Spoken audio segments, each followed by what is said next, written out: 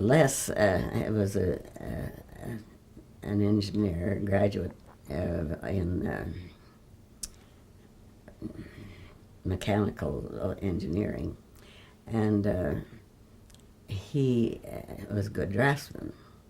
So he borrowed, his folks lived in L.A., and he knew a lot of people there. He'd gone to school there, and he borrowed a drafting table and got some drafting tools, and he started doing first. Phil needed a layout, the whole system, because George said before we go further and get more money in here, we need to have something to show. So Les was making this diagram, and Phil said, now Pim, watch Les, because you'll probably be taking this over. Wow. And which happened. Really? But Les was at the drawing board, and George wanted to help do something so badly. And Phil was going to have to wind coils, deflecting coils to deflect the beam in the tubes. And this entailed, he got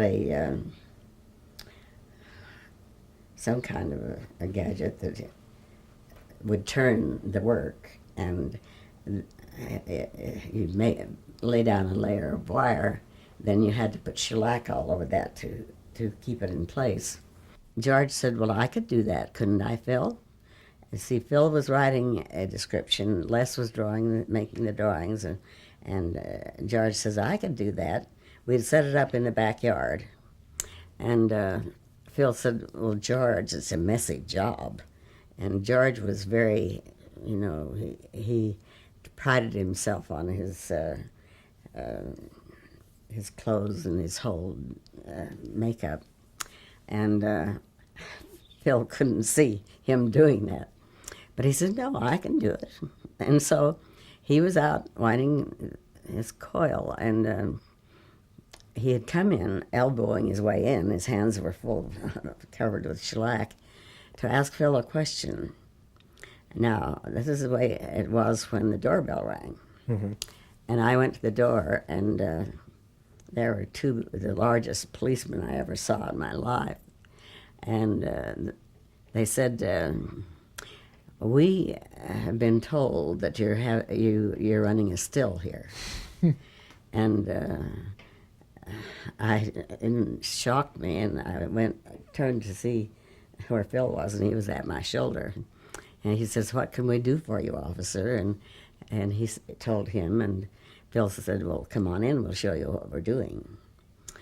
Well, George, in the meantime, had decided he had to get out of there. He didn't want anyone to see him in this mess. And he was holding his hands up like this because they were messy.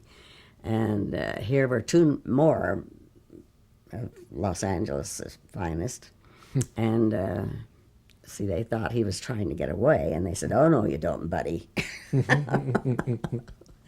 And so that's the tableau when Phil was explaining what he was doing. So they went on toward the back door and called to their buddies, and he says, they're doing something kooky here, but it's not making alcohol. And so everything was relaxed. They did look around a little.